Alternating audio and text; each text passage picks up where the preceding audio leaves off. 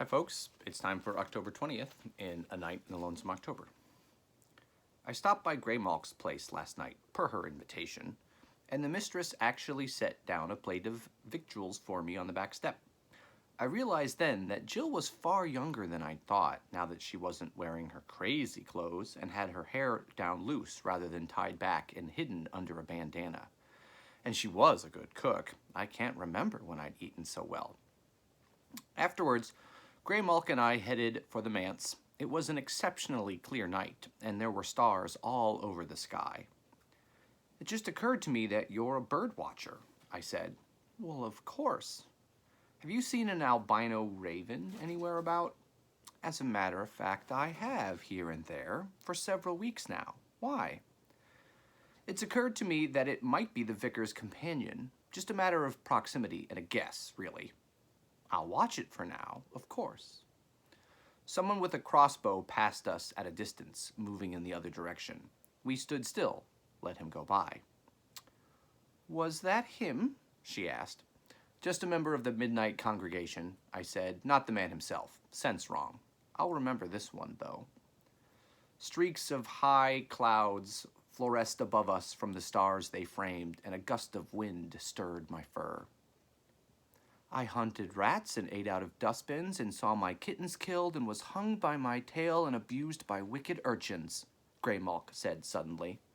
Before the mistress found me. She was an orphan who lived on the streets. Her life had been even worse.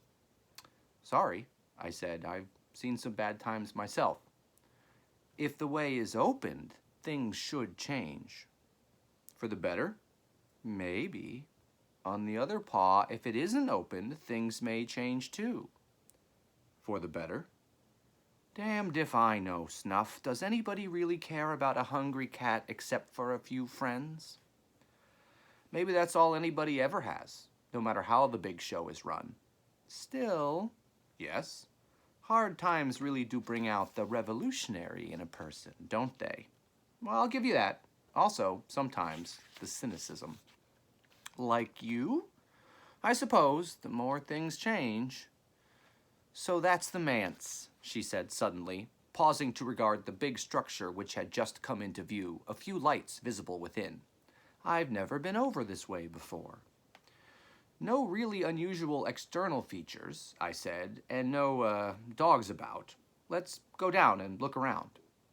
We did, making a circuit of the place, peering in windows. Placing the great detective, one must give him credit for dedication to a role, as he was still in skirts, in the front parlor, reading, below a portrait of the Queen. His only lapse, if one might call it that, involved an occasional puff on a great calabash pipe, which he rested between times in a rack on the table to his right. His companion lingered about the kitchen, preparing some small repast. There were many darkened rooms about the place. Off of the kitchen, we noted the head of a stairway going downward. That's where I should be coming up, she said. When I reach the top, I'll pass through the kitchen, if he's gone by then, and explore the farther side of the house first. If he isn't, I'll go down the long hall on the near side and investigate all of its darkened chambers. Sounds like a good plan, I said. We let ourselves down to ground level and rounded the corner to the basement window. Good luck, I told her as she entered. I went back to the window and watched the kitchen. The man was in no hurry to leave, nibbling as he apparently waited for water to boil, taking out a willow-patterned plate and a bowl from a cupboard, nibbling some more, hunting out utensils from a drawer, turning up from another cupboard one of those white cups with the gold rim and gold flower inside that everybody has, taking another nibble. Finally, I saw Grey Malk at the head of the stair. How long she had been there, unmoving, watching, I was uncertain. When his back was turned, she slipped into the near hall.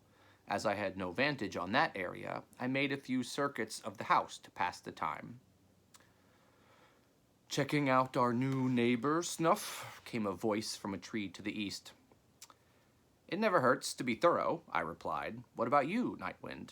The same, but she is not a player. We're almost sure of it. Oh? You've met? Yes, she visited the masters yesterday. They feel she's harmless. Glad to know that someone is, yeah? Unlike the vicar, eh? You've been talking with Quicklime. Yes. I thought you two at odds. I heard you dropped him in the river. A misunderstanding, he said. We've smoothed it over since. What did you give him for the vicar? Needle's nightly feeding route, he said. Maybe he plans to ambush him and eat him. Nightwind made a chuckling sound, something halfway between a hoot and a gasp. That would be amusing. Not to Needle. He chuckled again. That's true, isn't it? Can almost hear him crying, "This is not funny!" Then gulp, and we'd all have the last laugh. I've never eaten a bat, I said. They're not bad, a little salty though, say. Since I've run into you, maybe we can do a little business, nothing major, but we take whatever there is, yeah? Usually, I said. What have you got? After I heard about the vicar, I went looking around his place, met his companion. A big white raven, I said. I've seen it. Well, I decided on the direct approach. I flew up and introduced myself. Her name's Takala. She seems behind on the game, trying to catch up. Didn't have much to trade, but all she wanted was a list of the players and their companions. She'd get it from someone else if she didn't get it from me, I figured, and I might as well get whatever she had for it. First, though, she did know that you're one of us, you and your bird-eating friend. She told me she'd seen you a few nights back with another big dog dragging a body toward the river. That was the missing officer, wasn't it? I won't deny it. Did you or Jack kill him? Nope, but the body turned up too near home for comfort. And you were just getting rid of it? Would you want the thing in your front yard? Certainly not. But what I'm curious about is your friend. Takala recognized you as she swooped by, but not the other dog. So she followed it when you parted. That's when it went to Larry Talbot's place. So? We've been puzzled as to whether or not he's a player. One argument against the assumption was that he hadn't a companion, but now... What was Takala doing way the hell out in that field at night? I asked. Presumably, she was patrolling the area in general, as we all do.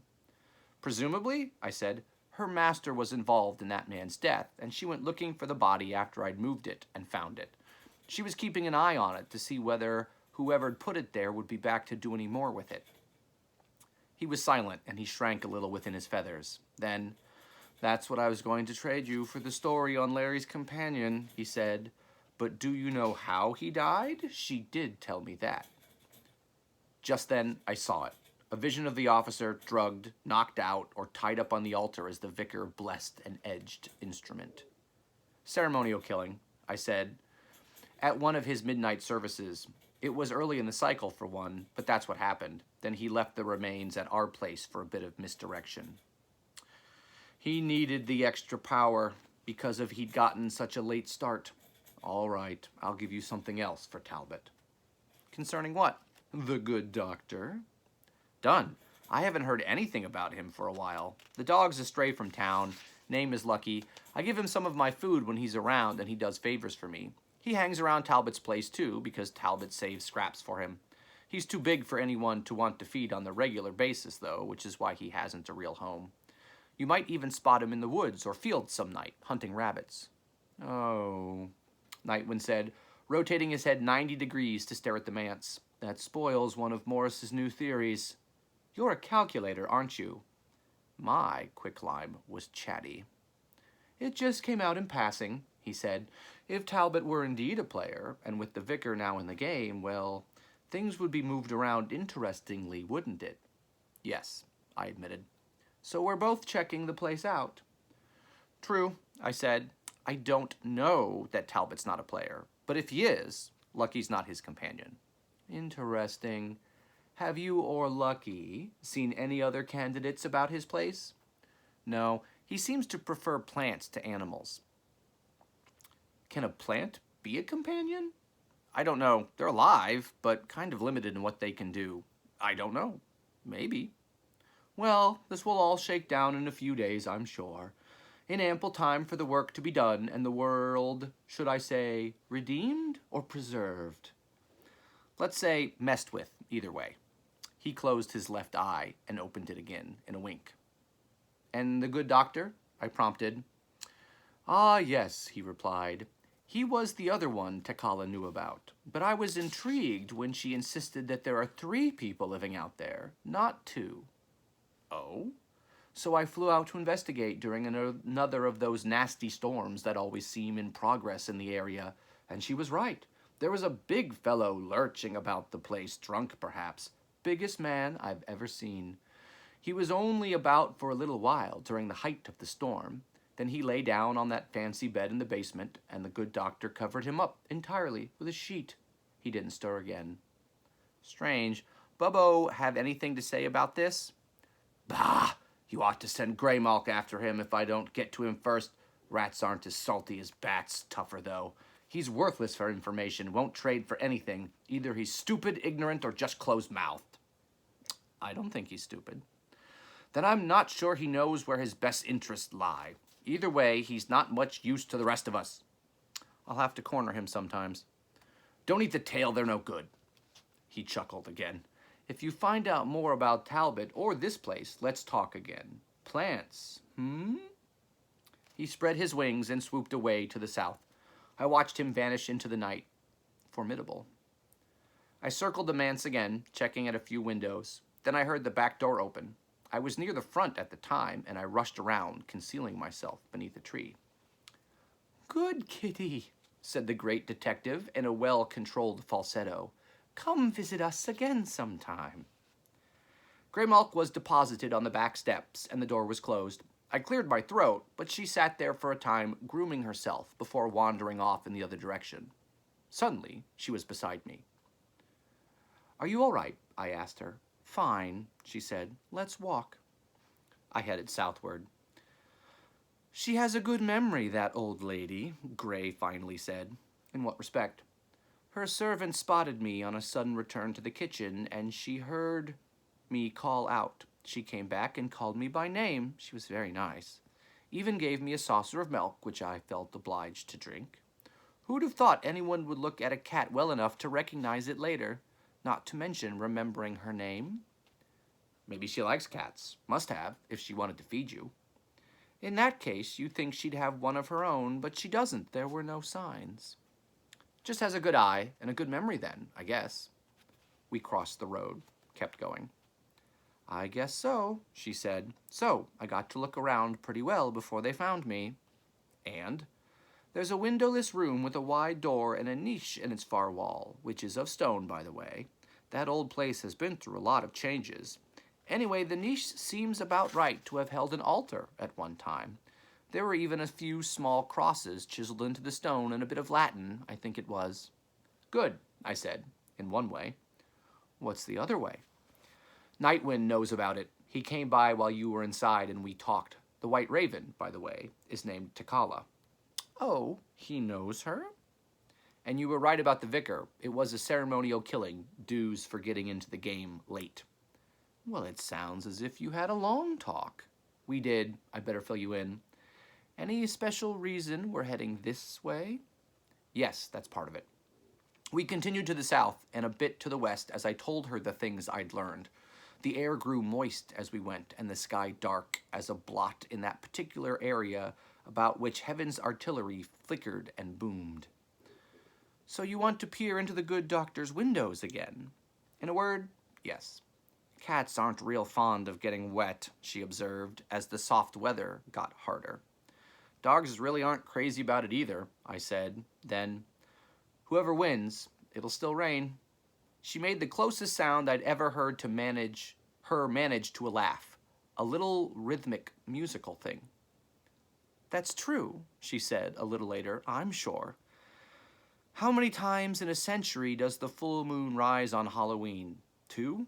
3? It varies, I responded. It's more interesting to ask on how many of those occasions do the appropriate people assemble to try for an opening or hold for a closing. I couldn't guess. This is your first, of course. No, I said, and I did not elaborate, knowing what I had just given away.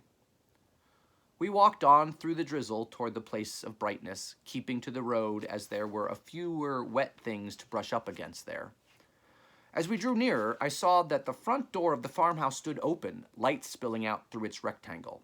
and someone was moving upon the roadway, headed toward us. Another discharge from the storm clouds gave the building a thorny corona of light, and outlined briefly in its glare, I saw that a very big man was moving toward us at an ungainly but extremely rapid pace. He was dressed in ill-fitting garments, and my single glimpse of his face showed it somewhat misshapen, lopsided. He halted before us, swaying, turning his head from side to side. Fascinated, I stared. The rain had washed all scents from the air until we achieved proximity. Now, though, I could smell him, and he grew even stranger to me, for it was the sick, sweet scent of death that informed his person, reached outward from it. His movements were not aggressive, and he regarded us with something akin to a child's simple curiosity. A tall figure suddenly appeared at the farmhouse door, looking out into the night, laboratory coat flapping in the wind. The giant figure before me leaned forward, staring into my face. Slowly, unthreateningly, he extended his large right hand toward me and touched me on the head. "Good dog," he said in a harsh, cracked voice. "Good dog," as he patted me. Then he turned his attention to Greymalk, and moving with a speed that belied his earlier gesture, he snatched her up from the ground and held her to his breast. "Kitty," he said then. "Pretty kitty."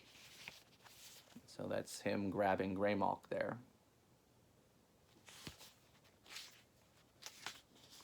Clumsily, he moved to stroke her with his other hand, rain streaming down his face now, dripping from his garments. "Pretty."